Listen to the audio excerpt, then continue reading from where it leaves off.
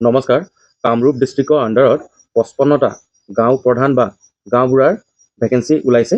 North Guwahati revenue চাৰ্কলত 6টা post আছে, মানে 6টা গাঁও আছে, তাৰ ভিতৰত এটা এটাকৈ পোষ্ট ওলাইছে। ঠিক তেনেধৰণে গোটেইখিনি এইটোত আছে, ৰংগিয়া, কায়ান, হাজো, বকো, ঠিক আছে, এই গোটেইখিনি আপোনালোকে চাব পাৰিব। ইয়াৰ কাৰণে চেলাৰীটো 14,000 ৰুপিজ হ'ব পাৰ মান্থ, আৰু এলিজিবিলিটি ক্ৰাইটেৰিয়াটো আছে কোৱালিফাইং এজ। আপোনাক 30 ইয়াৰ্ছৰ হ'ব লাগিব, 30 বছৰ এজ অফ জানুৱাৰী 1 জানুৱাৰী 2026, আৰু আপোনাক মেট্ৰিক পাছ হ'ব লাগিব, ক্লাছ 10 কোৱালিফাই হ'ব লাগিব, HSLC। আদাৰ ক্ৰাইটেৰিয়া আছে, যেনে candidate should be an Indian, candidate should be physically fit হ'ব লাগিব, বাকী যায় ক্লিয়াৰেন্স চাৰ্টিফিকেট এটা দিব লাগিব, মানে আপোনাৰ ঋণ ধাৰ তেনেকুৱা নাই বুলি, ঠিক আছে। Candidate should not be a government employee, আপোনাক অলৰেডি এটা গভৰ্ণমেণ্ট চাকৰি কৰি থকা হ'ব নালাগিব, আপুনি পলিটিকেল পাৰ্টিৰ মেম্বাৰ হ'ব নালাগিব, আপোনাৰ দুটাতকৈ বেছি ল'ৰা বাচ্চা হ'ব নালাগিব।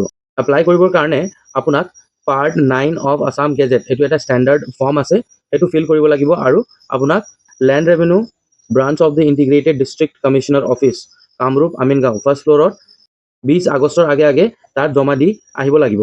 The application must be accompanied by self attested copies of following documents, এই গোটেইখিনি ডকুমেণ্টছ আপোনাৰ লাগিব, চেল্ফ এটেষ্টেড, তাত আপোনাৰ চিগনেচাৰ বা নাম লিখা হ'ব লাগিব। এডুকেশ্যন কোৱালিফিকেশ্যন চাৰ্টিফিকেট আপোনাৰ ক্লাছ 10 লাগিব, তাৰপিছত এডমিট কাৰ্ড, মাৰ্কশ্বিট, চাৰ্টিফিকেট এসব লাগিব। এইজ প্ৰুফৰ কাৰণে আপোনাৰ মাৰ্কশ্বিট, এডমিট কাৰ্ড দিলে হ'ব, ক্লাছ 10। তাৰপিছত 3টা আপোনাৰ কালাৰ পাছপৰ্ট চাইজ ফটোগ্ৰাফ লাগিব, যাৰ বেকগ্ৰাউণ্ডটো হোৱাইট লাগিব, আৰু তাৰ চাইজটো 3.5 into 4.5 সেণ্টিমিটাৰ লাগিব। পেন কাৰ্ড, ভোটাৰ ID, এই গোটেইখিনি লাগিব। স্মল ফেমিলি নৰ্মছ এফিডেভিট বা self declaration stating that the applicant does not have more than 2 living children, দুটাতকৈ বেছি আপোনাৰ ল'ৰা বাচ্চা নাই, জীয়াই থকা ল'ৰা বাচ্চা নাই বুলি তেনেকুৱা এটা আপোনাৰ আণ্ডাৰটেকিং এটা দিব লাগিব, ডিক্লাৰেশ্যন। আপোনাৰ মাটিৰ কাগজ লাগিব, মৌজাদাৰৰ চাৰ্টিফিকেট লাগিব, PRC এটা লাগিব, সেল্ফ ডিক্লাৰেশ্যন লাগিব ষ্টেটিং দ্যাট আপুনি কোনো পলিটিকেল পাৰ্টি বিলং নকৰে বুলি তেনেকুৱা এটা চাৰ্টিফিকেট লাগিব।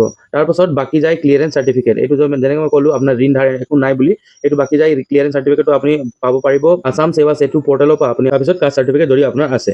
এপ্লিকেশ্যনৰ সময়টো লাষ্ট ডেট আপোনাৰ আছে 20 আগষ্ট 2026।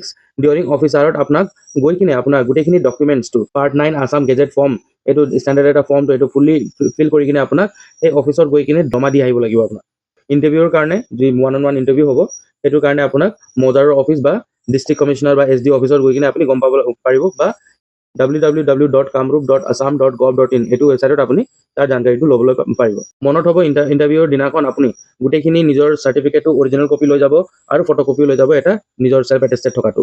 নো request of admission for participation in the interview on another day, যদি আপুনি আপোনাৰ নিৰ্ধাৰিত যি দিয়া ডেট আছে সেইদিনাখন যদি আপুনি গৈ নাপায় ইণ্টাৰভিউৰ কাৰণে, তেনেহ'লে আপোনাক ছেকেণ্ড বেলেগ এটা ডেটটো দিয়া নহ'ব।